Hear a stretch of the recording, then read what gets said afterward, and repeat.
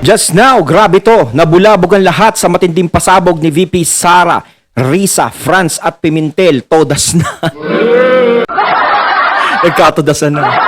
So itong balitang ito, itong videong ito ay nagmula kay Banat News Updates. At syempre ito ang yung lingkod na si BT na magbibigay ng reaksyon at komento dito sa balitang ating mapapanood. So wag na natin pagtagalin at sabay-sabay na nating panoorin ang laman ng video na hatid sa atin ni Banat News Updates at bibigyan natin ng reaksyon. Pasok! Pag-uusapan natin ngayon, ito po, no? Senator Ontiveros at saka si Coco Pimentel, butata po. Butata? No? Dito kay Inday Sara Duterte, yung pong gusto po nilang gawin. Gusto pong gawin ng Makabayan Black na supalpalin si Inday Sara sa kanyang confidential budget sa Office of the Vice President. Napatunayan po natin na kayang-kayang sagutin yan ni VP Sara. Siya mismo ang gustong sumagot ni Risa Ontiveros. Kinul po ni Inday Sara yung hamon. Siya mismo ang sumagot at napakaganda po ng mga pagkapahiya ng dalawang oposisyon na to sa Senado. Sayang, no? Hindi tayo nabigyan ng pagkakataon. Siguro naghahanap si Raul Manuel at si Franz Castro ng mga sayang, pinutol agad eh. Yan po pag-uusapan natin. Yan lang po ang pag-uusapan natin, no? Tungkol po sa budget hearing ng Office of the Vice President at hindi po wala pong courtesy itong mga opposition sa Office of the Vice President, pero mas maganda po yan para sa atin. Mas nakilala natin kung gaano kahusay si Inday Sara Duterte. Sa mga hindi po nakapanood, wag po kayong mag-alala. Yung pong sagutan na yun, yung pong portion na yun, hindi na yung mga imbang intro, yun lang pong tanong ni Ontiveros at saka yung mga kasagutan ni VP Inday Sara. Alam po ninyo, ang haba, ang daming issue na ginawa ng Makabayan Black sa pagdadrama nila na bakit ayaw pasagutin, no? Lahat po ngayon ng issue tungkol po sa confidential fund ng Office of the Vice President. Sinagot po personally, si Inday Sara mismo ang sumagot. Ayan na ang hinihintay nyo, ang pagsagot ng BP. Ayaw nyo kasi talagang tumigil no? Yung Makabayan Black. Hindi talaga tumitigil, lalo na yung mga oposisyon na laban sa mga Duterte, lalo na kay VP Sara. Hindi talaga sila titigil hanggat hindi dumarating yung 2028 na yan. Hindi yan. Hanggat hindi ka namin natatanggal, hanggat hindi nawawala ang tinik sa aming mga lalamunan, hindi ka namin titigilan. Hindi ko kayo tatantanan! Parang ganun At nakita po natin kung paano po yung senador na may script na dala-dala, literal na binabasa yung kanyang mga katanungan, no? Ay unti-unti. Kung ako yun, kaya lang siyempre hindi lang halata. Pero ako halatang-halata ko na hindi umaayon yung script. Alam nyo kasi ang problema pag scripted ka, ito yung tanong mo. Ito yung expected mong isasagot. Ipapalo up mo yung tanong na naka-script na naman, no? Batay dun sa sagot niya na ina-expect mong isagot ni VP Sara. Yun po ang problema, mga kapatid, ng script magtanong kasi, babasahin mo na lang Literal pong binabasa ni Ontiveros yung mga tanong niya. Meron ba namang hearing? Nakaharap sa iyo yung gusto mong tanungin na hindi mo nagawa. Kaya pati yung mga witness nagbabasa din.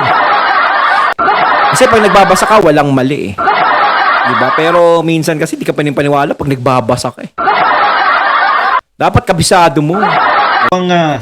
Huwag magbasa. Nakakatawa, no? Very unsenatoriable like ang ginagawa nitong mga to. Okay, unahin muna natin yung mga pangyari, no? Ngayon po, mawawala na po ng dahilan ang media, kakampi nitong Makabayan Black, kakampi nitong mga dilawan at kakamping. Mawawala na kayo, no? Ng katwiran na si Inday Sara Duterte ay hindi kayang sagutin yung confidential fund ng Office of the Vice President. Sinagot po lahat ng katanungan, naubos po sila. Yung script ni Risa Ontiveros, dahil hindi niya po maintindihan yung sinasagot ni Inday Sara, wala doon sa script niya, tinutuloy niya pa rin yung script, kaya nakakaawa Kung ako yun, kung ako Balatuba, tatanungin ako noon, Madam Senador, pwede po ba wag na po kayong mag-stick sa script nyo? Kasi ang layo po ng mga sagot ko dyan sa expected nyo sinasagot ko eh. Kaya tinitwist niya papunta ron sa script. Alam niyo ibig ko sabihin, bibigyan ko kayo ng limbawa. Okay, pero bago yan, eto muna. Ewan ko ba dito sa taong to kung ba't lagi nananalo? Mantakin mo nung eleksyon talagang siya lang yung nakapasok. Ano kayang anting-anting gamit niyan? Pero malalaman natin yan sa susunod na pag nanalo ay wala na ako masasabi, saludo na. Kasi wala naman talaga siyang ginagawa, kundi mambatikos lang naman mambatikos talaga, ma'am. Hindi talaga, kasi wala akong makita po na ginagawa nyo talaga na para makatulong talaga sa taong bayan. Parang sa lahat po ng naging term nyo dyan sa Senado, parang paulit-ulit na lang po ang ginagawa nyo. Yung para sa ikabubuti po ng mga tao, hindi nyo pinag-uusapan o hindi lumalabas sa bibig nyo. 'Di ba? Ang lumalabas sa bibig nyo kung paano nyo kukondinahin yung kalaban nyo, 'di ba? Ganun yun eh. Pero yung problema ng bayan, hindi nyo pinag-uusapan, lalo na ikaw. Ay, kalungkot. Sila Manuel na nagsasabi na hindi kayang sagutin, Yung pa yun. nagtatago sa saya, no? Yun yung sinasabi ko eh. Hindi naman kayo nagtanong. Dahil nga, ang pinoint out ko, may part 2 yun, sa panahon ng DepEd budget review. Nung budget review ng DepEd, nasagot yung mga tanong lahat eh. Di ba? At very organized po yung pagsagot ni BP Inday Sara. May tatanong ka, si Yusek ganun ang sasagot niyan. Sabi ko nga, kung tinanong nyo lang, nasagot na sana kayo. Eh actually, baka mas masaya pa kayo na hindi kayo nakapagtanong dahil hindi kayo nabubuhay. Pero may sasabihin ako nung pandemic, hindi ko sila nakita. Hindi ko sila naramdaman. Oo. Totoo yun. Iba, dapat doon mo makikita lahat ng mga politiko, lahat ng mga nasa pwesto nung panahon ng pandemic. Sino lang ba yung nakikita natin doon? Yung mga tao ng Duterte. Si FPRRD. Pero sila, hindi natin nakikita. Pero si Sir nakita ko, 'di ba, nag-positive yan, Oo, dun lang, pero yung pagtulong, hindi ko sila nakikita. Wala ko nabalitaan lalo na kay Butata eh. Hindi katulad na nangyari rito kay mabait lang lalo po na si diyan. Sara Duterte. Hindi ko nakikita yan. Yan oh. Yun. Nakita niyo ba siya nung pandemic? Yan. Yun. Kung ako yun, Madam Senator, mukhang wala naman sa script yung mga sinasagot ko.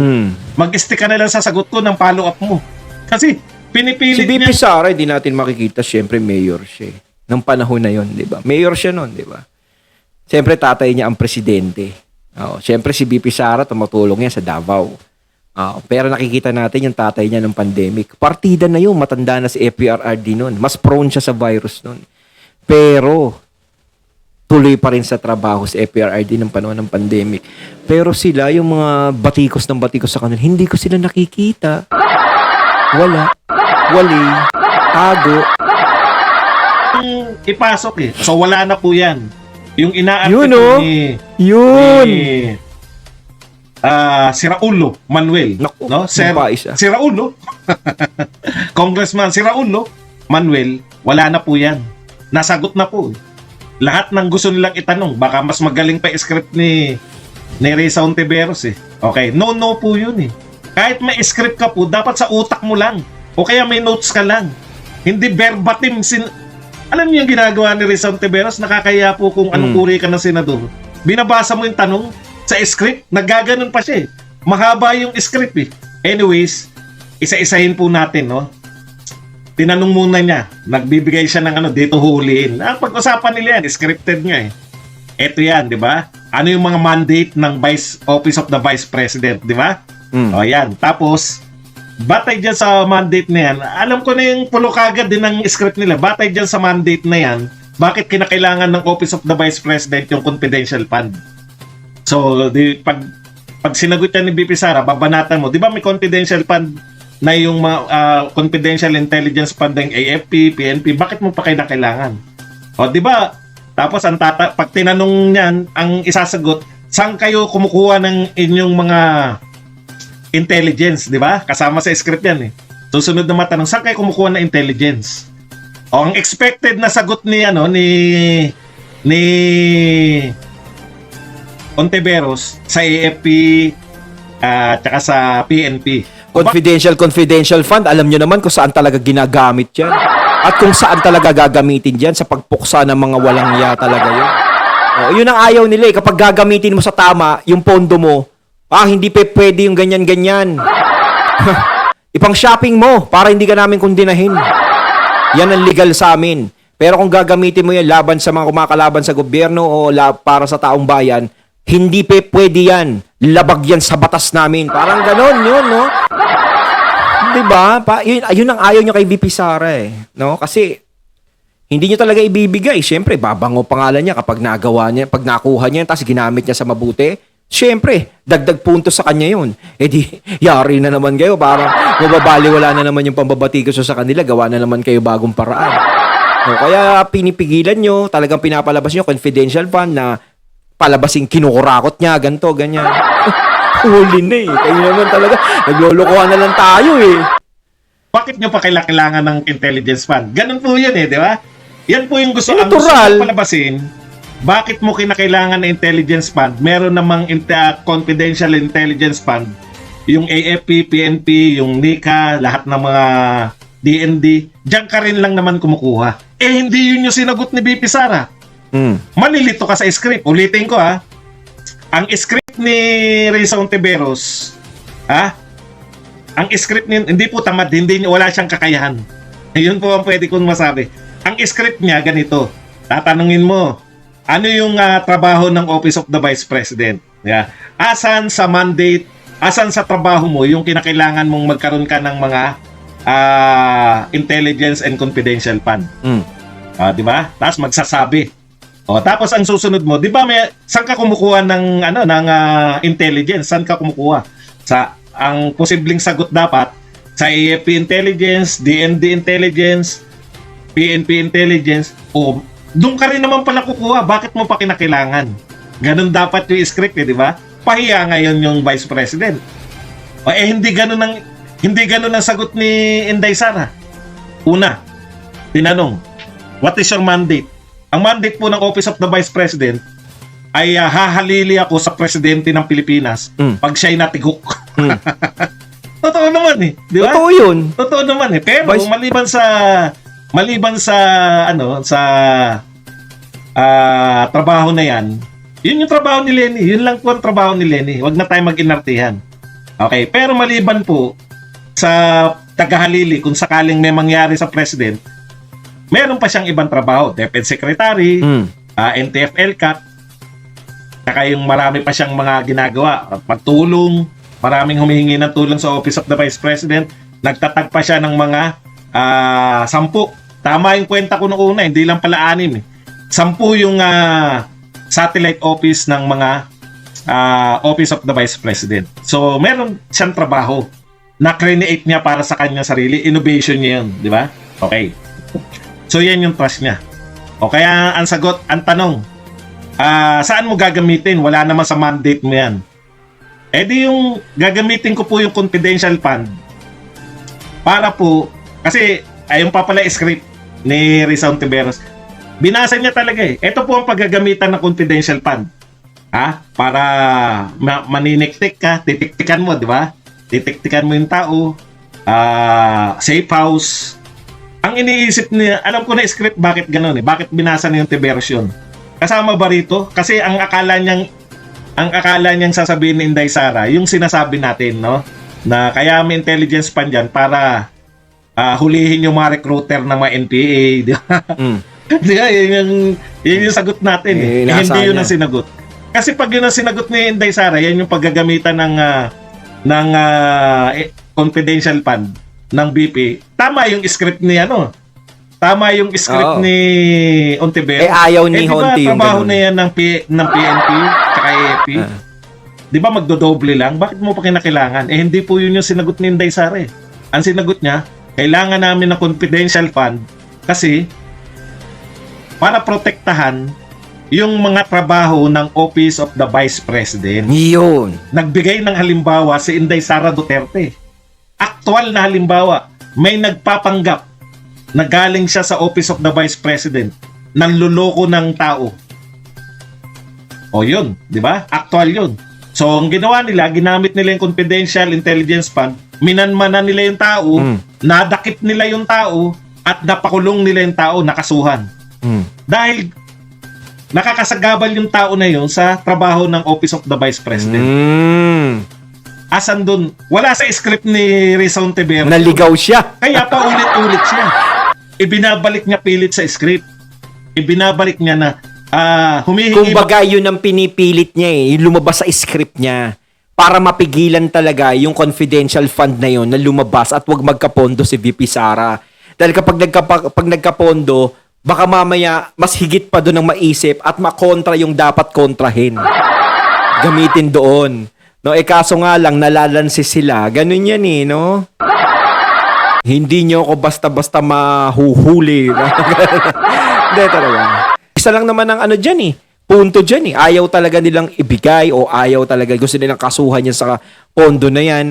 Ganun lang yan ba kayo ng humihingi ba kayo ng intelligence sa PNP at saka sa AFP? Opo.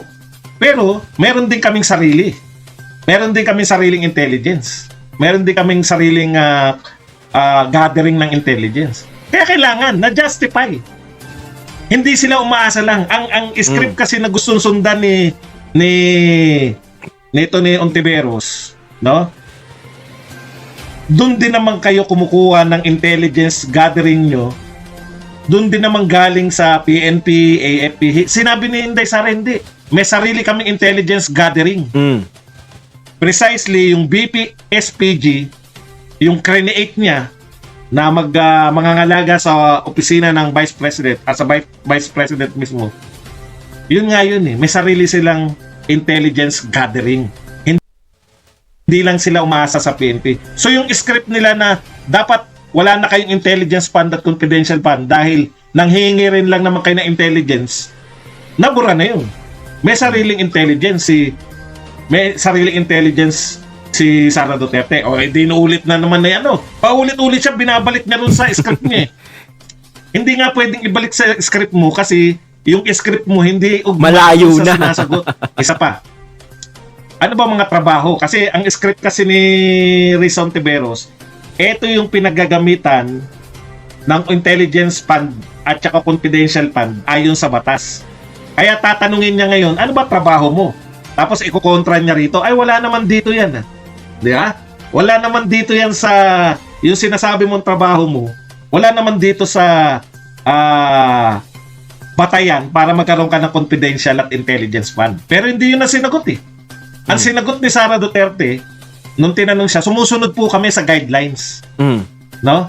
Katunayan, nag-submit po kami, kasi 2022 po yung pinag-usapan, nag-submit po kami sa Senate President, sa COA, at saka sa House of, Speaker of the House. So nag-submit siya ng mga pinaggamitan. Katabilan ng bibig. Ay sige, babasahin ko pa lang yan. Dinahuli ka.